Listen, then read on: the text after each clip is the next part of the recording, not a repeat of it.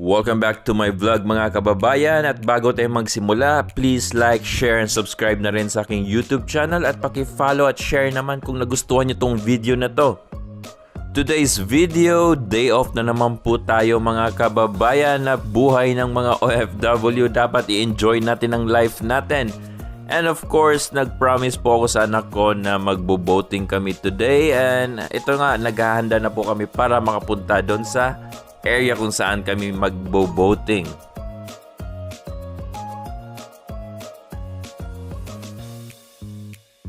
At ayan po, nagmamadali na po akong umalis.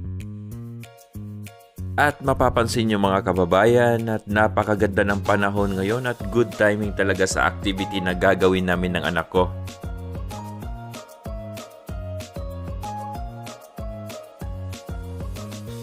At ayan, naglalakad na po kami papunta sa bus stop kasi